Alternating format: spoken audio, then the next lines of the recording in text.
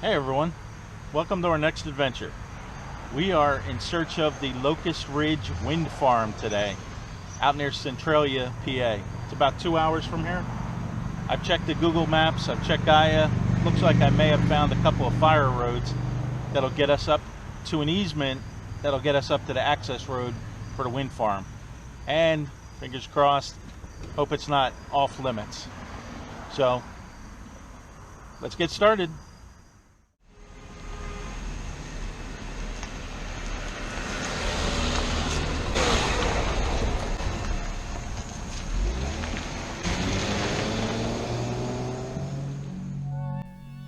So off we go in search of Locust Ridge Wind Farm. Out of the big city, hop on the turnpike. Thankfully somebody remembered the Easy Pass. And here we are at the Pottsville Dunkin' Donuts, where they have a maitre d'.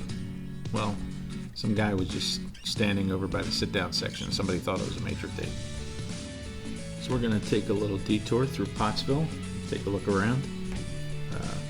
Pottsville was booming in the late 1800s to early 1900s. 90% of America's hard coal is located right here in this region.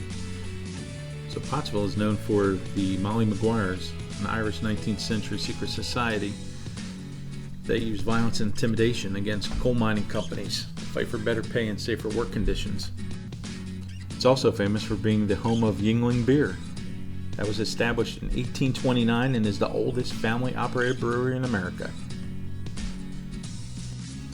But after Pottsville, it's really just mountains and rural areas that we're getting into.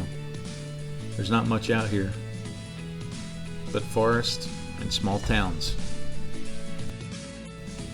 But it really is beautiful country out here. And I love driving through these small towns. The architecture, the history, and they have some great places to eat.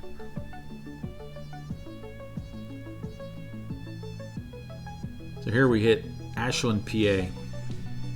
Real tiny little town. We're about an hour and a half or so from home. And we're coming up around the corner, and who do I see? Jim Nolan in his van again. Buddy of mine. That's my other passion, Volkswagens. Maybe I'll get a Doom Buggy video out one of these days.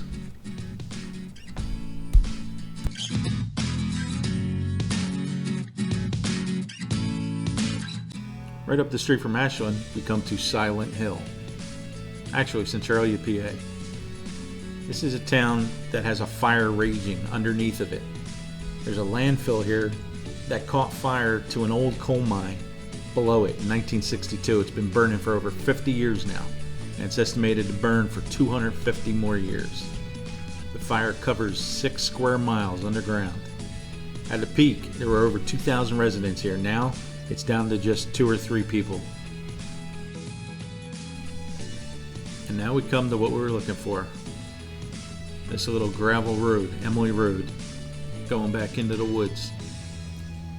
This should lead up to another road, which will lead to the access, or the easement, where we can get up to the access road, I think. So it looks like there's a couple houses back here. Pretty remote. There's a bulldozer. That was for sale.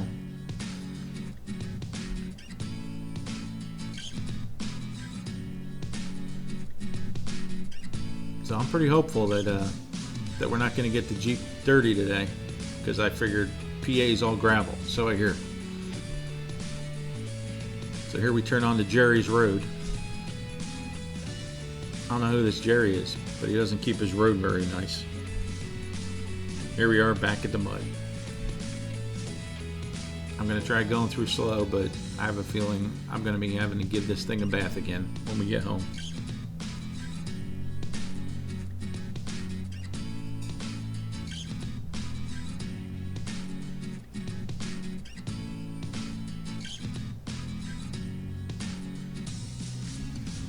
So being used to the pine barrens and all the mud there, this really wasn't any problem.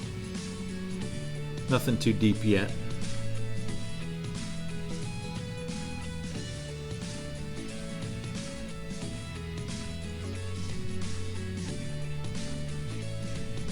See that stick in the road? Actually, it's like a small tree. Yep, we got stuck on it. That thing jammed right up under the back differential. And I could not pull it loose. Wiggle it back and forth, forward, backwards, pull off to the side, see if we could break it off. Nothing.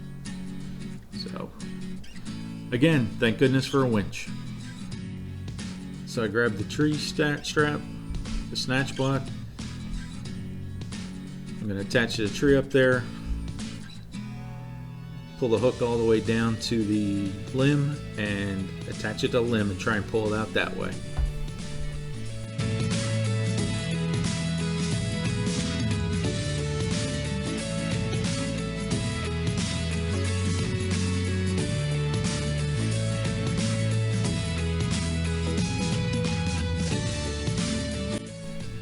Unconventional use of a winch, I guess, but it's got the power, pulls it right out, and we are on our way again.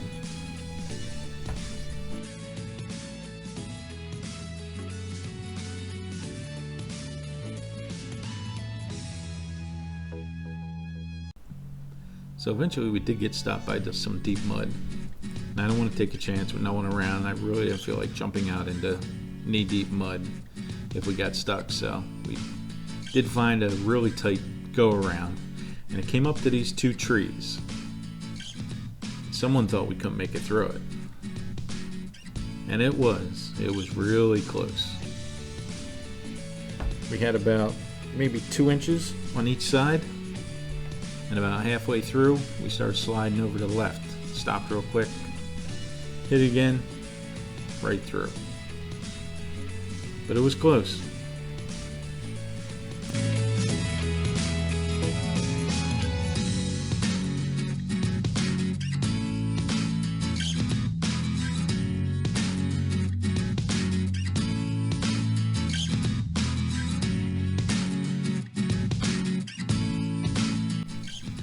Now it looks like clear sailing right up to the access road.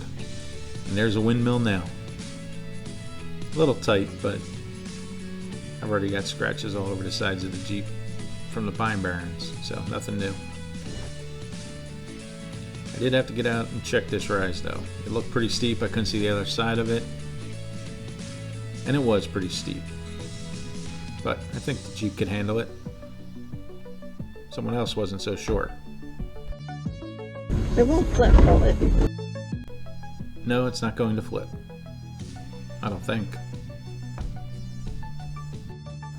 And here we are, we made it. Those windmills are huge. I didn't realize just how big they were. That was impressive. Very cool.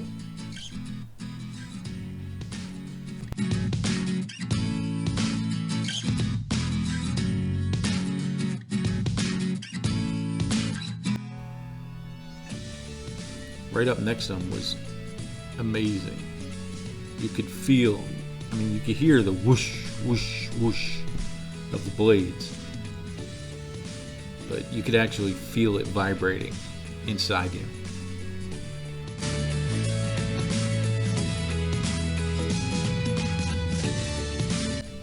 So this is the Locust Ridge Wind Farm. This was built in 2006, the first 13 wind turbines. Locust 2, adjacent to it, was built in 2008 with 51 more wind turbines. Altogether, they power more than 30,000 homes per year.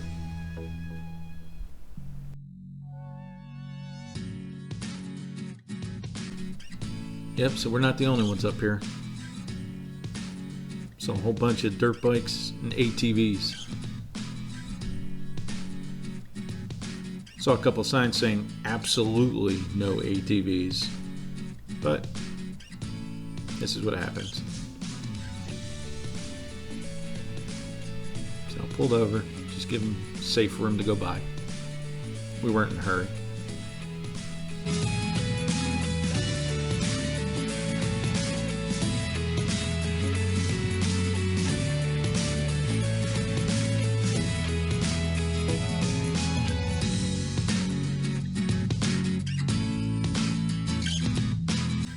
So this was a project by a Spanish company, wind company, Iberdrola, who put all these windmills up.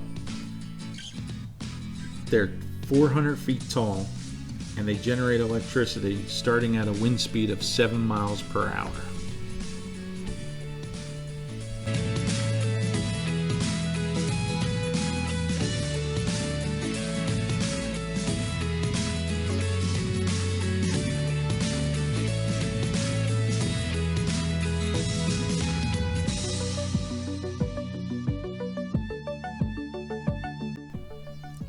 It was just a great day to be out. Beautiful weather, really moody, cloudy sky, the windmills. It's a picture over the valley where the electric crossed over to access road. Lake, farmland, beautiful. But about this time, we figured we'd try and find a way out, head home. So we took some of the side trails off of the access road. I didn't want to go all the way back to the beginning where we started at. And it was kind of a pain to get in, so I really didn't want to go through that again if I didn't have to. But all these trails were just rocks, rocks, rocks, rocks. And I am new to rocks on a trail. I'm used to sand and mud and dirt. But this was a new experience.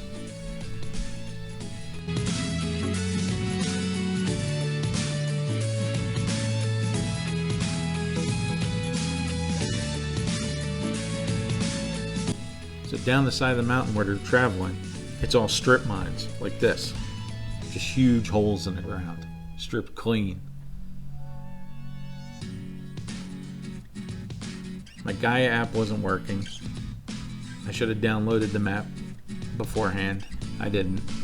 So I had no idea where these trails were going. I didn't have a paper map with me. It seemed like we were just going in circles. Eventually, we'd always come back out to the windmills.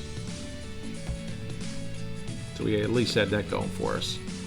We had a huge landmark to shoot for. Oh look, there's one now. Now I know where the access road is.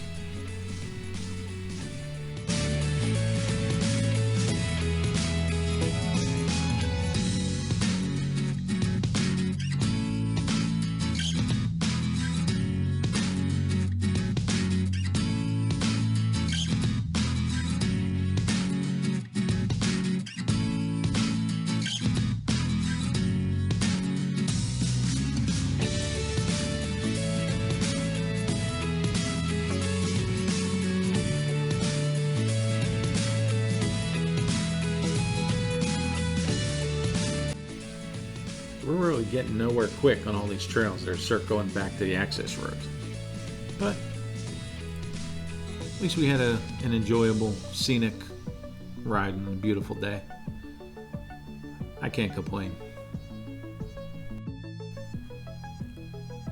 There are a lot of strip mines out here though. Big, just ugly holes in the ground. The area here, the Philadelphia and Reading Coal and Iron Company owned most of the mines.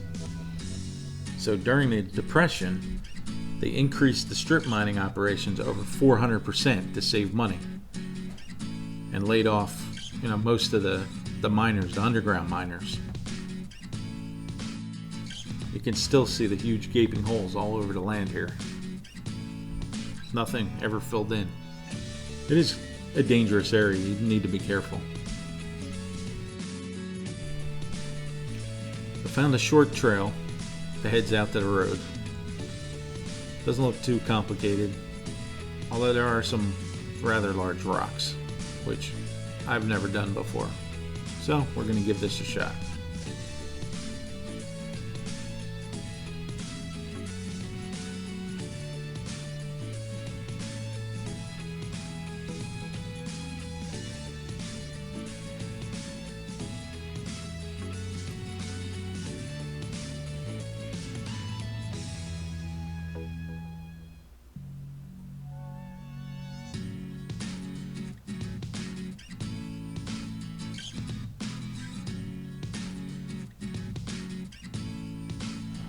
First obstacle, not so bad.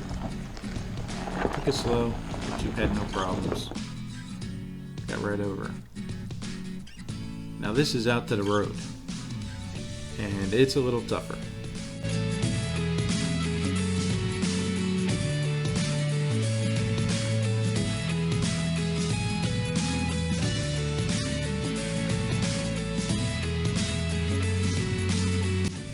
So with the boulders here, I can't even line up to try and get over them. So I gotta back up into the woods a little bit, and I'll try and straighten out that way so I could head right for them. Figure I'll have a better chance that way.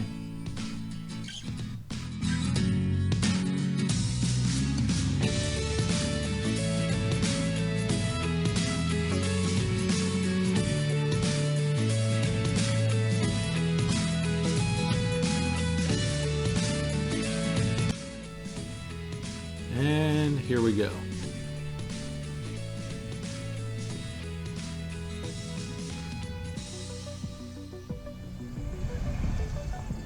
Here's the metal. Front wheels up and over, but man, four-door Jeep is long. Thankfully it's not Gladiator, even longer, but the Unlimited is just too long to go over something like that, I guess. Going back and forth trying to get traction. Not working. Eventually I'm able to grab a little bit of ground, put myself over a little bit further. Almost there. Just can't make it.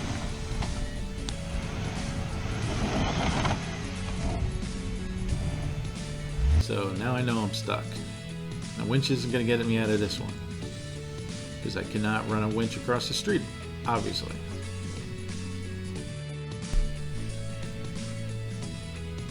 Now not only am I stuck, I also have an audience.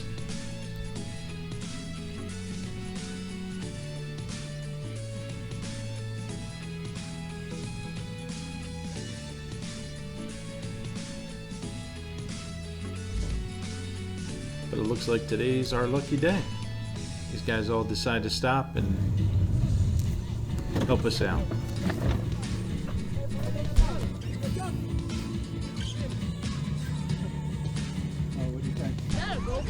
Yeah. Trying to get the rock to traction. I could get the tire up.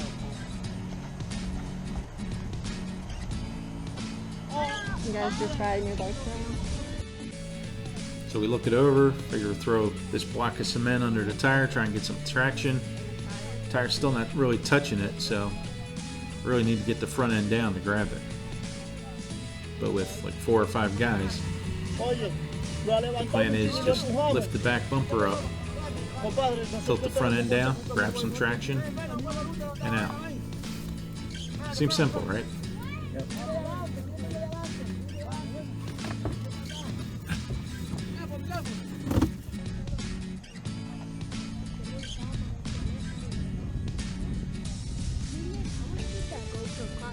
I don't know. He works for Comcast, but he got it from where?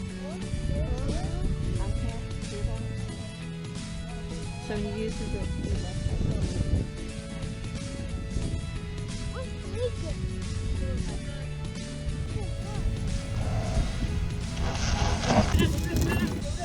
And it works. Thank goodness. I don't know how long we would have been there otherwise. Thank you. It's not any good if it's stuck though, is it? Thank you so much. Bye. Thank you so much. Thank you. Thank you. Watch out, sweetie.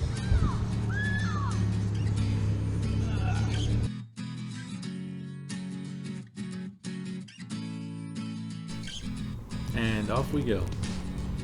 Heading back to home sweet home.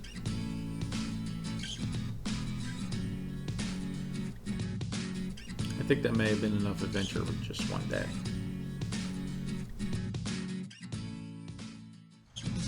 Well, we made it home safe and sound. We had a great trip. We were able to find the roads we needed. We were able to make it up to the wind farm. Thankfully it wasn't off limits. We had a beautiful day. Great trip. And it was amazing to see those wind turbines up close and personal. They are huge. Definitely awe-inspiring. And we may have gotten stuck a time or two, but we got by with a little help from our friends. Thank goodness there's still good Samaritans in the world. So, until next time, make it an adventure.